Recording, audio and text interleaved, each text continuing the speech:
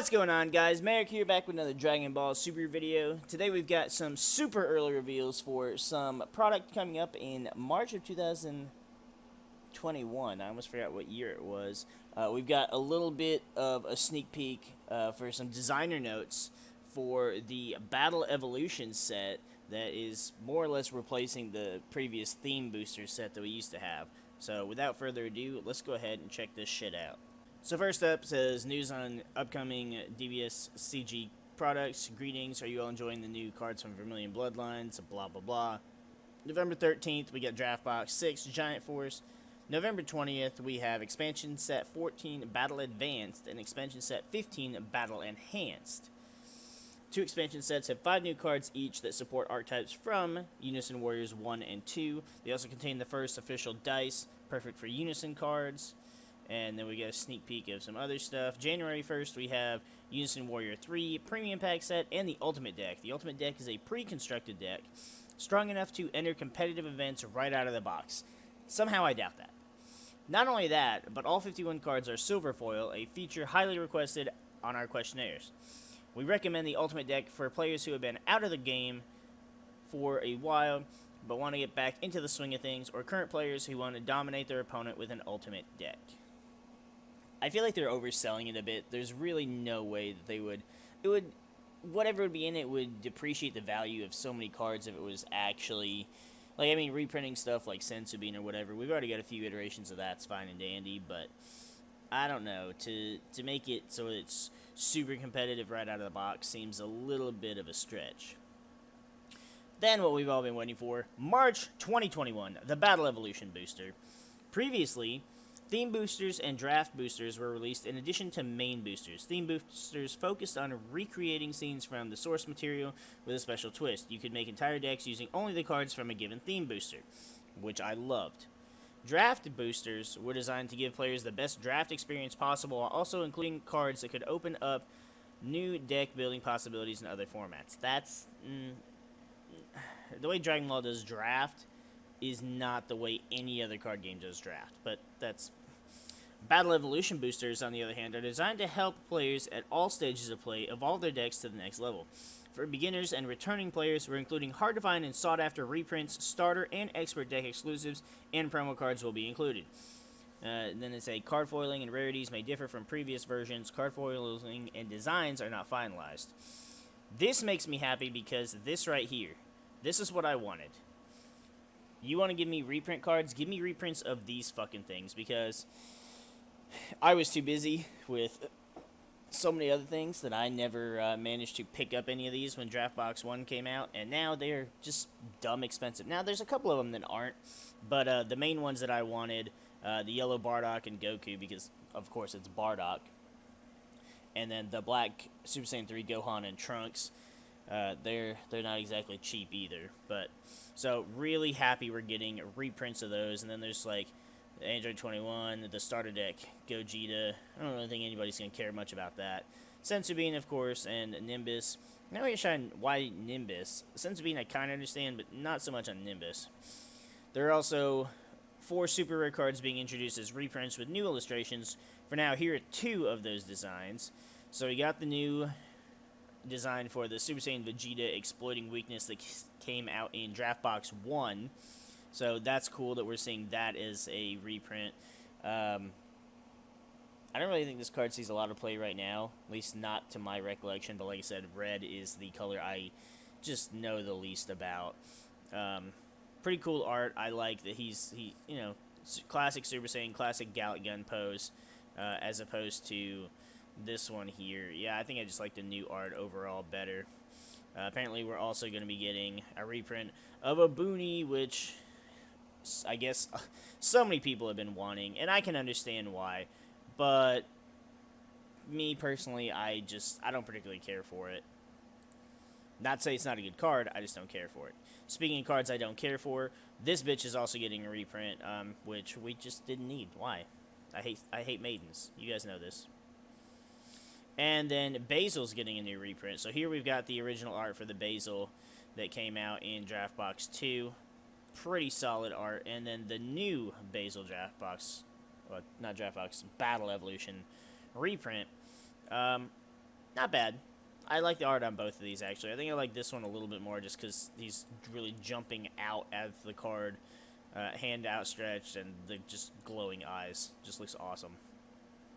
Battle Evolution Booster will have 125 cards total, not including holographic versions with 57 reprints. So, 57, so 72 new cards.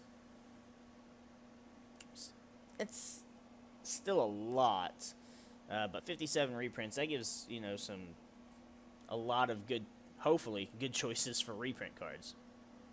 Established players will find a lot to love about the reprints, but there are plenty of new cards too, 67 to be exact. 67. Is my math off? Is it too early for me to be doing math? What did I say? 72? Yeah, it's too early for me to be doing math. Holy shit. But wait, that doesn't make sense. 67, 57. It's only 124, but... Wait, maybe again. Maybe it's way too early for me to be doing math. For super rares, we've got a total of 16, with 12 being new cards and 4 being the reprints discussed above. Okay, so I don't care about the reprints. Like, I really don't. Like, I don't care about any of them. So, that's 4 cards I don't have to worry about wanting. We're making sure there are plenty of new cards for you to dig into. Like draft boosters, the new cards in this set include many cards that will make meta decks stronger or improve existing archetypes. I'm all about that improving existing archetypes. Yu-Gi-Oh! Started doing that extremely well during the last days when I played, giving good support to old-ass archetypes like Dark Magicians and Red Eyes and shit. So that was really cool, and I'm happy to see them doing stuff like this, especially with Draft Box 6 and Bardock's crew. And we haven't forgotten to include some new archetypes for players that want to make some brand new decks. You can use old cards from the past series to put together new theme decks, or use new cards to power up old favorites. All of these cards are here to help your collection evolve to the next level, no matter what kind of deck you want to make. And I skip over that because DBS CCG just, I don't know why, it doesn't roll off the tongue easily, and I don't want to keep trying to stumble over it. The set is still being designed, but we have a few new cards to reveal today. We think they'll help drive home the idea of how this set works. I don't know if I feel that, but...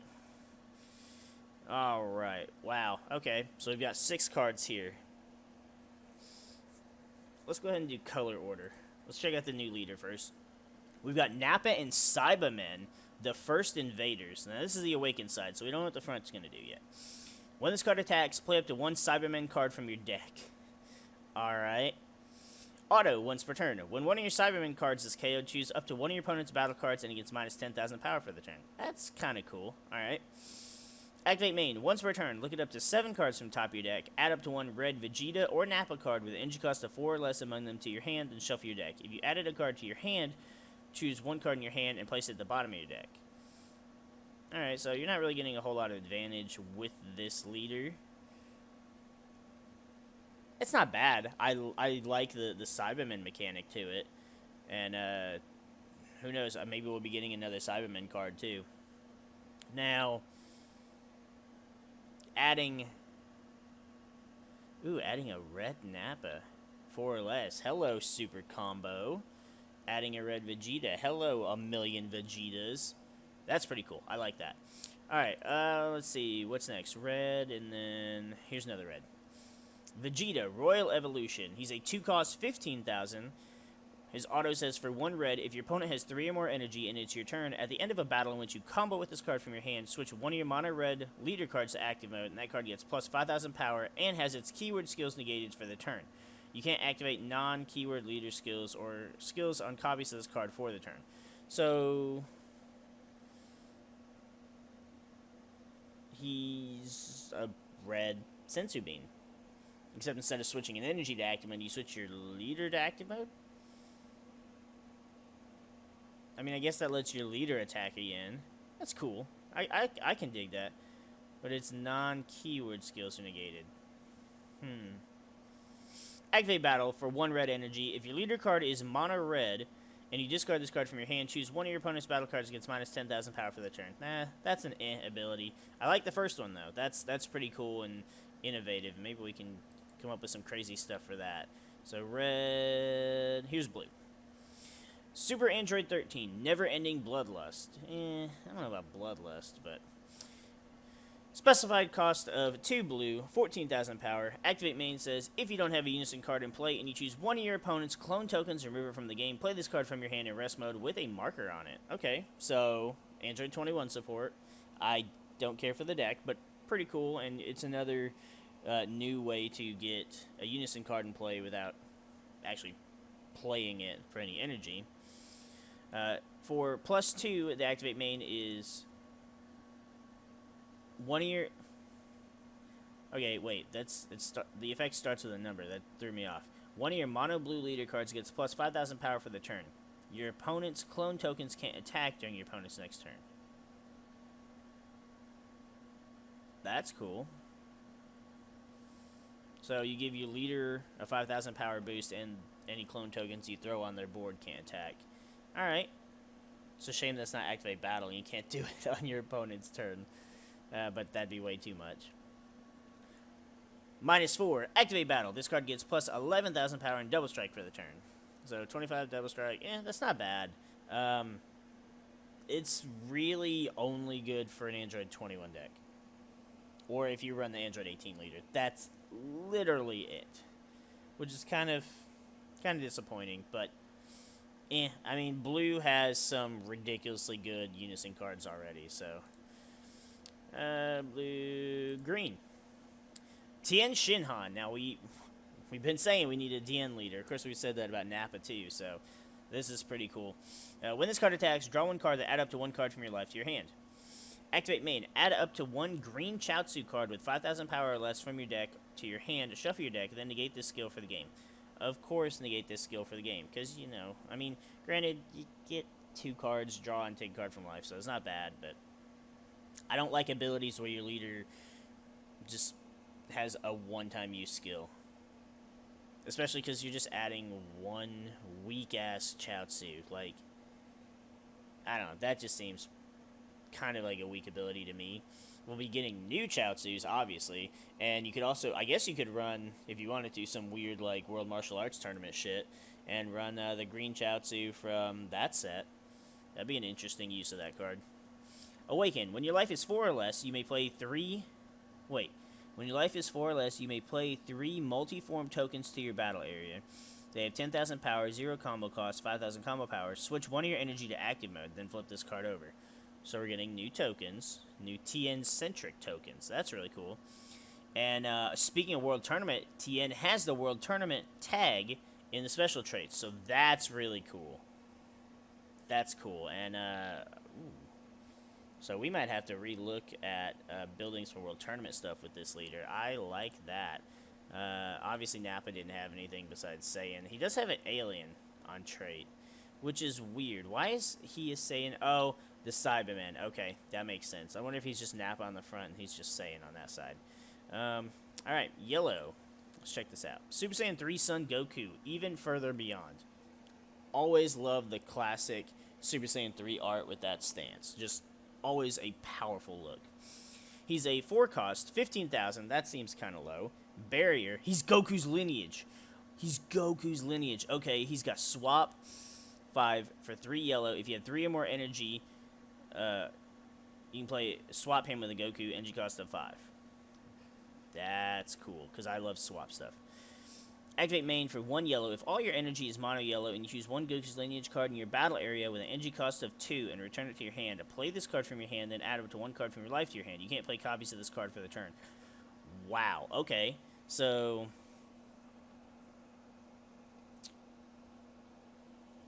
you go Grandpa Gohan or Bardock. Hey, hey guys, hey Bandai, can we hit Bardock back, please?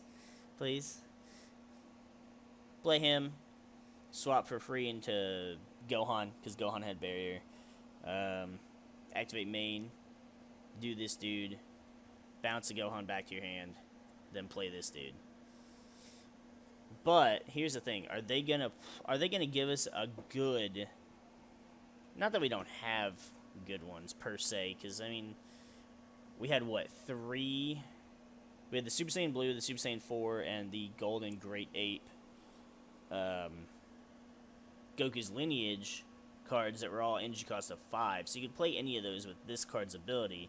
But hopefully, we'll get new ones that would... I mean, what we need is we need Goku's Lineage support that's going to actually compete with you just going into the 3-drop Goku and then going into Height of Mastery and blah, blah, blah.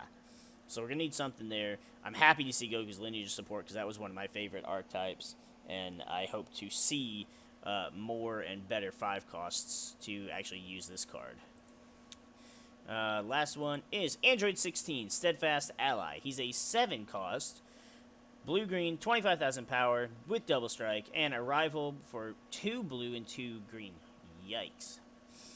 When this card is played, add up to 1 Android 21 card with an energy cost of 5 or less from your deck to your hand, shuffle your deck, then choose up to 1 Android 21 card with an energy cost of 5 or less in your hand and play it.